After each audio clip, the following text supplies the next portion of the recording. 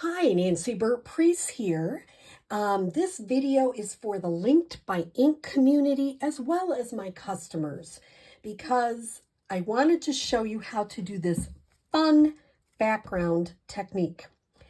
And I made these two cards to show you what you can do. And I mean, there's a million things you can do with this background. These are just a couple of ideas. Now, some of my new things have not come in yet because there are shipping issues. Stampin' Up! Is running because it's been a great thing. They've had a lot of orders, so they're running a little bit behind.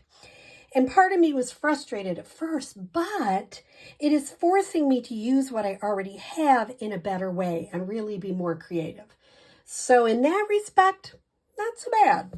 So let me show you. Everything that is old, it becomes new again. This is a way old Stampin' Up! Box, but you can use any container. It's nice if it has a lid. It doesn't have to. And this is called the rolling marble technique. Oh my goodness gracious. I think we did this probably 15 years ago. It's just kind of a fun technique. And you know, every time you do it, here's another one I did. I had Calypso Coral in that one.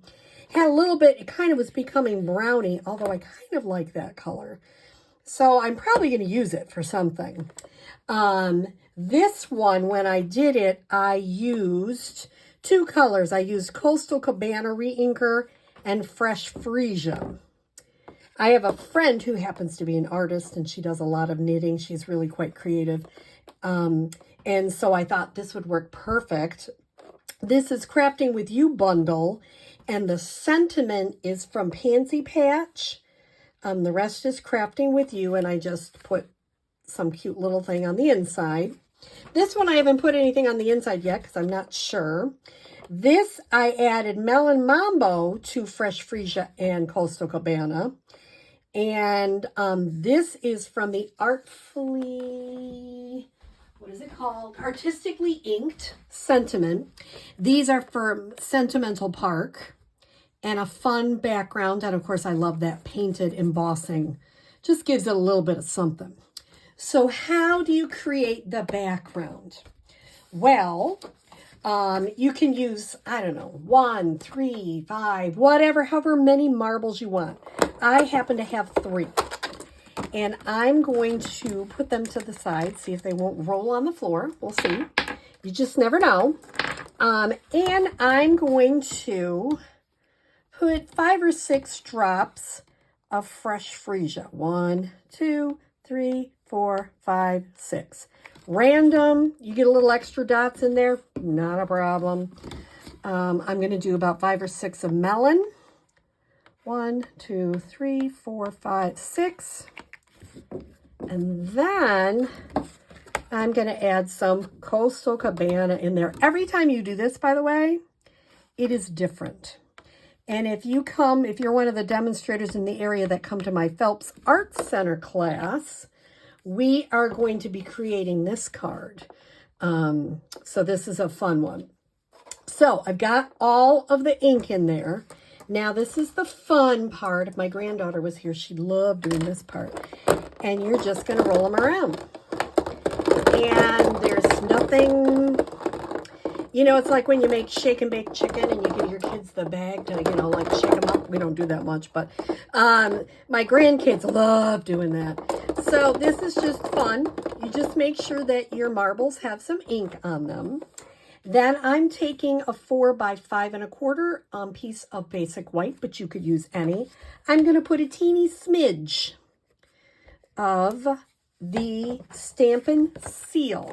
Now, the nice thing is, if I didn't have a lid to this, I could put it flat on the floor and have the marbles roll on top.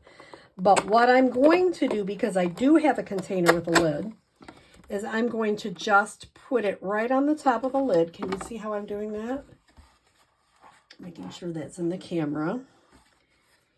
And then I'm going to put it down and turn this over and roll it around.